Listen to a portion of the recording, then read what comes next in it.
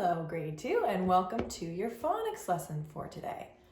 Let's start by going through our special sounds together. Ought, in, caught. And we spell that A-U-G-H-T. The J in giant is spelt with a G, but the J in fudge is spelled D-G-E. A in asleep. All in also. B in because. N in enjoy. And un in unbutton. Boys and girls in grade 2, what do you notice about all of these special sounds? What's another name that we have for those special sounds? That's right. All of those special sounds are prefixes. They are called prefixes because they come at the beginning of the word. Just like preschool. When we think of prefix, we think of preschool. Boys and girls, we're going to play a game. I know that we're at home, but I think that we can play a game together.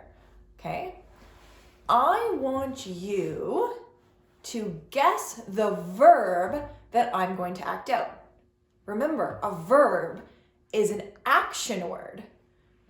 A verb is an action word. So what's the word that we use for a person, a place, or a thing?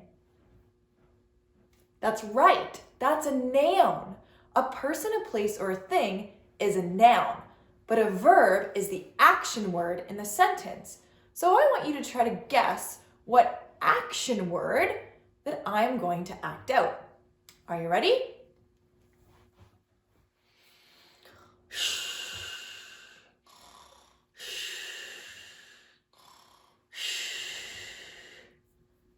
Did you guess sleep?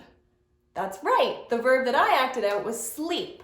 We could use it in a sentence, like the children sleep in bunk beds. The action word or the verb in that sentence is sleep. Let's try another one.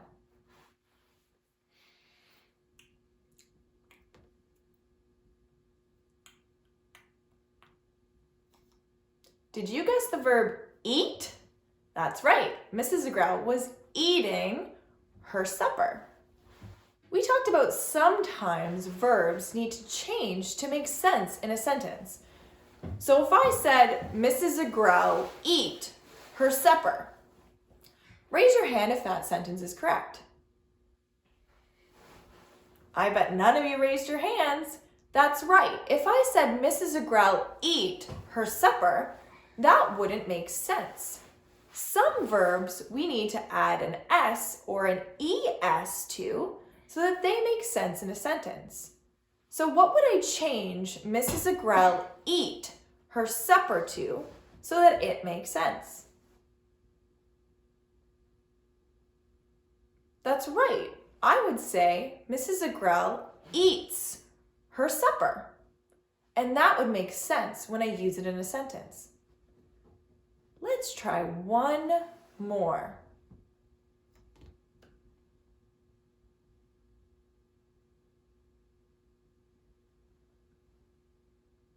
Boys and girls, what verb did you guess that I was doing?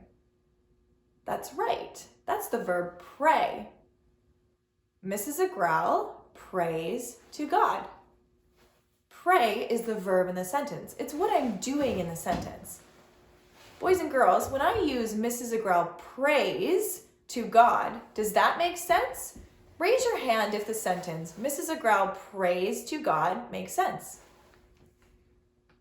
If you raise your hand, that's right. I had to change the verb pray to the verb praise so that it makes sense in a sentence. Remember, that's a rule alert.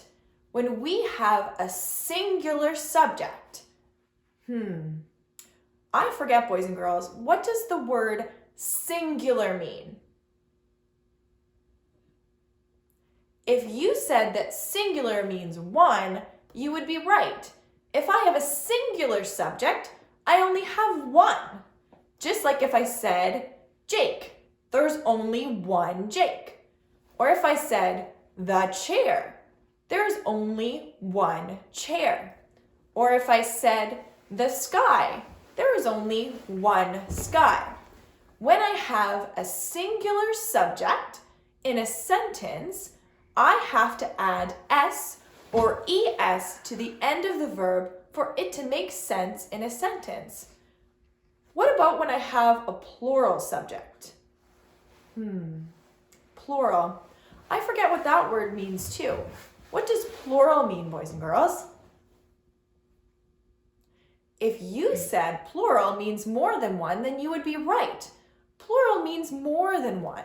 So if I said the children, there's more than one child. So the children would be plural. If I said the boys, there's more than one boy. So the boys is a plural word. It's a plural subject. The subject of the sentence, remember, tells us who or what the sentence is about. And the verb is the action word. Boys and girls, before you start your lesson today, I want you to point to the verbs that I have on the board. We talked about verbs that you can see, and we talked about verbs that you can't see. And the verbs that you can't see are sometimes tricky to recognize that they're a verb. So let's do them together. Boys and girls, I want you to point with your finger to a verb that is a verb that you cannot see.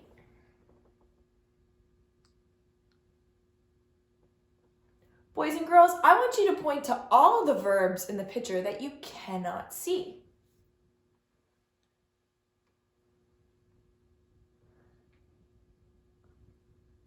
Boys and girls, let's go over them together. The verb think is a verb that you cannot see. The verb wish is a verb that you cannot see. The verb imagine is a verb that you cannot see. There's one more. And the verb love is a verb that you cannot see. Boys and girls, I can see when someone prays, when someone or maybe somebody is hopping, when someone eats, or when they jump. Those are verbs that I can see. All right, boys and girls, let's talk about what you need to do for today's lesson.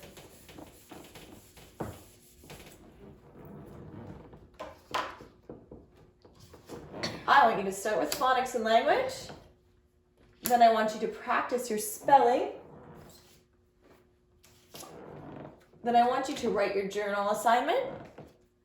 And then I want you to read, boys and girls. Mrs. Agrell sent home the reader, Growing Up Where Jesus Lived.